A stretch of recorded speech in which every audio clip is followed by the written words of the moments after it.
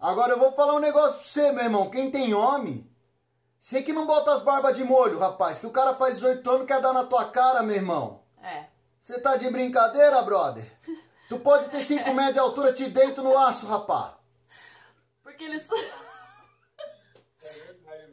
É verdade, é assim. É o instinto, né? É o instinto da masculinidade. Então, se você não ditar as regras e não colocar... né, dar uma segurada, vira os dois velhos no canto, entendeu? Vai botando mais no canto. Eu vou falar baixo que o Bruno vai escutar, que ele tá acordado. Mas dar bronca no Arthur é fácil. Ele tem 13 anos, é moleque. Aí eu olho pro Bruno, primeiro que eu olho assim pra ele, né? Abaixa aqui que eu quero falar com você, moleque. Então ele já é grandão. Rapaz, mas outro dia o negócio treitou, fi. E aí não teve história. Aí a gente tem que relembrar que ele é filho e eu sou pai. E ele vai me respeitar por isso. Querendo ou não querendo. Principalmente se ele ama a Deus. Não é nem por mim. Se ele ama a Deus, ele vai honrar o pai. Mesmo o pai sendo, entre aspas, um traste. Ele vai honrar o pai, como filho. Então, às vezes, a gente tem que puxar de volta aí. Senão o negócio fica estranho. Olha só. Alguém quer falar alguma coisa? Opa, quem? Renato? Não ia falar nada não, só o sargento.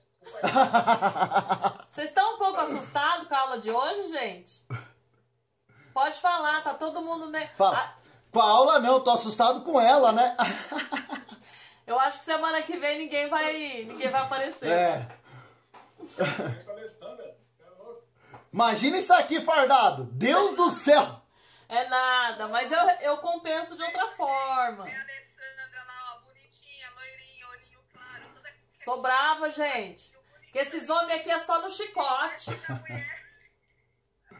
É só no tapa, senão não vai. Brincadeira. Mas olha só. Então uma coisa é certa, que as regras precisam existir, isso é fato. Que elas precisam ser conhecidas, isso é fato. Mas presta atenção agora. Que vem os tambores, você tá muito séria. Então agora, voltando pro nosso lado cômico, bora lá. Porque antes das regras, tem que ter relacionamento, miguinho. Tem que ser parça, tá ligado, brother? Agora eu vou falar com o Renato como se eu fosse da favela, da quebrada, irmão. Tem que ter aquele papo, tá ligado? Exato, eu mandei você prender ele ontem, você perdeu a oportunidade. Olha só, olha o que fala. Vamos lá para Provérbios 27, versículo 9. Porque como diria lá Galvão Bueno, a regra é clara, Ney. Então olha só, Provérbios 27, versículo 9 diz assim: como o óleo e o perfume alegram o coração, assim o amigo encontra doçura no conselho cordial. Então deixa eu falar uma coisa, embora nós tenhamos aqui uma relação de pai e filho, de filiação, de mãe e filho, nós temos que plantar nesta relação um relacionamento. Um relacionamento de tal forma que quando eu falar com o meu menino, ele vai me escutar. Por mais que ele discorde, ele vai entender que dali está saindo um conselho de alguém que o ama. Então ele tem que entender esse relacionamento, ele tem que entender que o que sai daqui é pro bem, não é pro mal.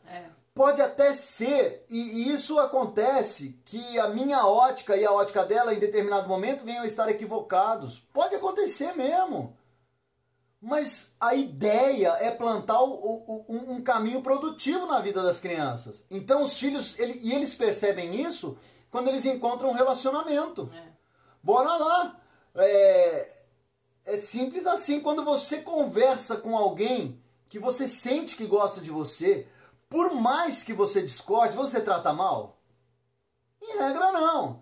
Você fala assim, olha, pô, vou ser sincero, cara, eu gosto de você, não concordo com o que você está falando, pô, te agradeço, mas não concordo, mas, poxa, obrigado por ter me avisado, enfim.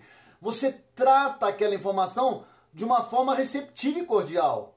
Diferente quando é alguém que você não tem o mínimo relacionamento. Se o cara chega jantando, você nem conhece, você... E aí, meu irmão? Te conheço da onde, rapá? Tá me tirando, fi? Oxi! E aí você não aceita. Agora, quando é com doçura, puxa, a vida aí é gostoso. Aí vale a pena. E quanto maior o relacionamento, olha que interessante. A probabilidade é que no amanhã... ele não vai esperar eu descobrir alguma coisa para falar. Ele vai perguntar. Ele vai falar, ô pai, deixa eu fazer uma pergunta. O que você acha? Poxa, cara, e ele tá me vendo como um amigo, como um parceiro, como um cara do bem. Então, além do respeito como pai, ele vai estar escutando o pai como um verdadeiro amigo, um relacionamento legal, como dizem Provérbios. Tá fazendo sentido, gente? Tem que ter um equilíbrio, né? Então a gente fala dessa parte dura, das regras, tal, mas tem a compensação do amor. Você tem que dosar isso daí. Se você der só amor, meu pai falava muito isso, se der só amor, vai ficando mole, aquilo vai ficando mole. Se você der só regra, só obediência, só duro, aquilo vai embrutecendo. Então você tem que ter um equilíbrio, né? Então eu sou brava, tudo, né? Que vocês não conheciam esse meu lado, mas eu sou ao mesmo tempo muito carinhosa e muito amorosa. Gosto de conversar, gosto de gastar tempo com eles, perguntando da vida deles, investindo nesse relacionamento. Porque uma hora que eles precisarem, eles têm que sentir segurança, um porto seguro, né? Então, e aí é que é eu acho que é a dificuldade da gente encontrar esse equilíbrio. Aí é o Espírito Santo, é Deus que vem e coloca isso para que a gente consiga seguir esse caminho. Verdade, eu vi a Cíntia colocando aqui, gostei da sua tradução, Edu. Eu já ia falar, a Cíntia tá ficando louca, porque o Edu não falou nada desde a hora que entrou, mas ele escreveu, né? E é legal mesmo a tradução dele. Olha como fala a Bíblia do Eduardo. Na minha tradução diz assim, que a amizade sincera dá ânimo para viver. E é verdade, né? Como é bom ter um amigo, não é? Como é bom ter um amigo. Então, essa tradução é legal também, viu, Du? Agora, outra coisa que também é muito importante, a gente tem falado disso com frequência, né? E vocês podem pular lá para João, o Evangelho de João, capítulo 13. Sabe, gente, ninguém aqui está falando que os pais devem ser perfeitos. Não é isso, acabei de falar que às vezes a gente erra. Às vezes ela erra, né? Eu não. Ela costuma errar bastante, eu tô tranquilo, eu sou perfeito. Mas enfim, ela erra.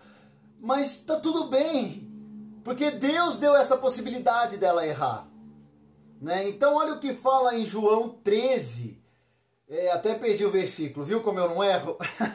Ele tá com medo de apanhar depois.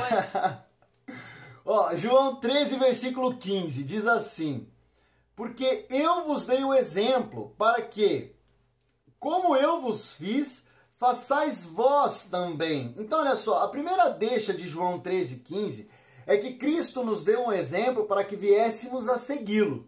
Agora, bora para a primeira carta aos Coríntios 11, 1.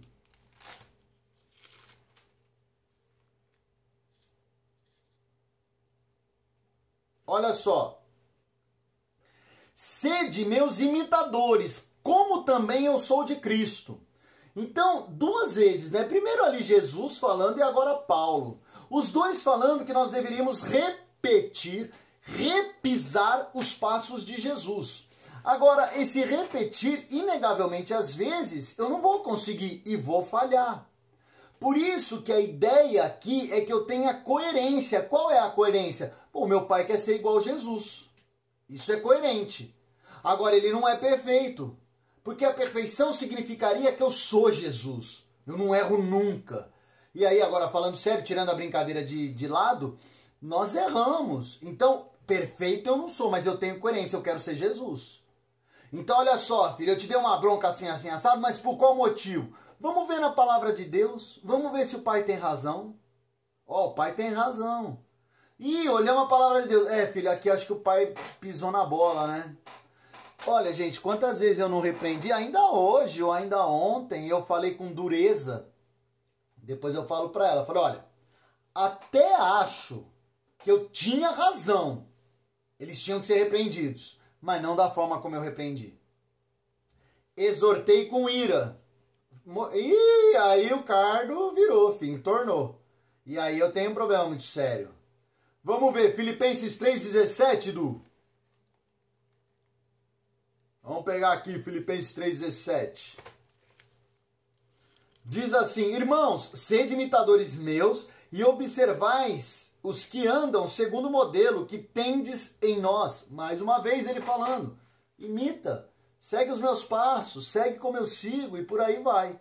Agora, inegavelmente que a perfeição eu não vou conseguir ter, mas eu tenho coerência, tá? Eu tenho coerência.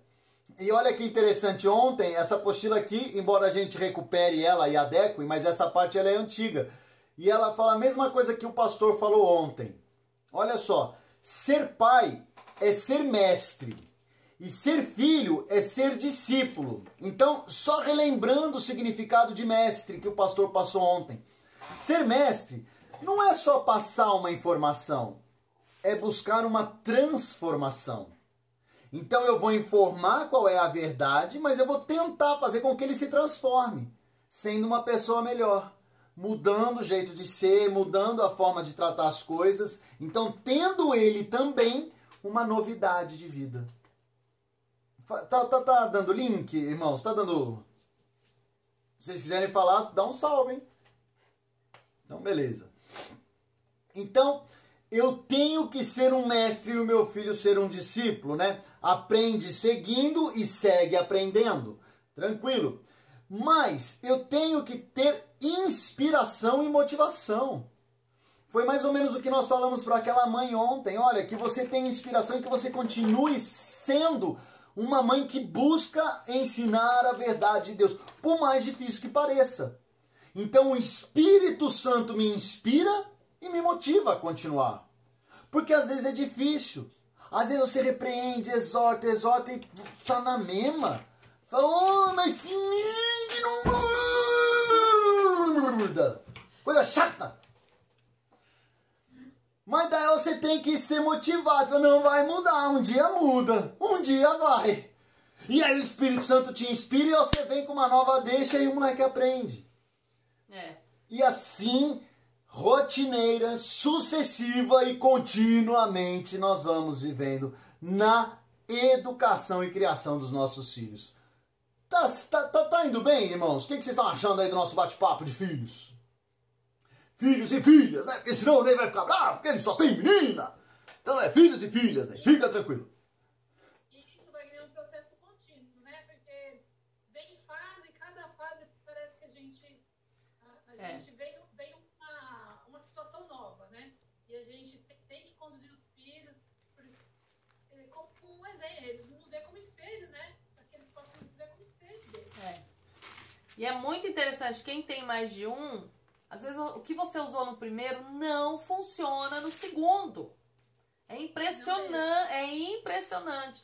Até eu tenho um exemplo bem bobinho, mas que ali ligou o clique, né? Eu já contei do pão pra vocês. O Bruno, ele era... A gente ia pro shopping. Já contou, já. Já contei? Eu acho que já. Do pão? Ó, o Eduardo até saiu, ó. Não contei, Não lembro, não. Essa foi boa, né, Renato? Deixa Tô eu brincando, pode contar, era brincadeira. O Bruno, ele... Culpa do Eduardo. A gente ia no shopping, às vezes a gente, Maria era de primeira viagem, queria comer um McDonald's, um lanche e tal, e o Bruno ficava se mexendo no carrinho, aquela confusão, o Wagner falou assim, leva um pão pra esse menino ficar chupando aí, ele fica lá no carrinho, chupando o pão, né, pra gente poder sentar, comer e tal. E aí, levei um pãozinho, ele ficou chupando aquele pãozinho, e a gente comeu lanche e tal, numa boa, pá. Legal. Aí, quando nasceu o Arthur não parava no carrinho, ele nunca parou em lugar nenhum. Eu falei, o pão, o Wagner falou, leva o pão, vai dar certo, leva o pão, que aí a gente já tá com o Bruno come a batatinha, a gente consegue tomar um lanche, né? Praça de alimentação lotada, cheia, lá em Mogi. Paramos, estacionamos, parava o carrinho, o Arthur já começava, né? Já querer arrancar o cinto. Já saquei o pão da bolsa e dei. Ele olhou, fez assim, ó. Jogou no meio da praça. Caiu na cabeça do velho que tava lá na mesa do lado. Gente, eu fui lá pedir perdão. Falei, ai, desculpa, o Vagninho já querendo socar a criança. E eu passando mal. E aquilo, tipo assim, olha, não funciona. O que fez pra ali Deus já ministrou no meu coração, sabe? É outro ser, é outra pessoa. Não vem com as suas regrinhas, suas coisinhas, achando que tá tudo bem, que você vai ser desafiada, né? Então foi muito engraçado, na hora foi super constrangedor, né? Eu catando pão lá embaixo da mesa do homem, gente. Uma vergonha, né? Mas eu gosto de exemplificar pra gente ver que é super diferente um do outro, né? Então tem coisas que não funcionam. A Cíntia falando que não sabia dessa história, acho que ninguém sabe. A Graciele também. Amém. A cara dele, né? Tinha que ser, né? Então, olha só, irmãos.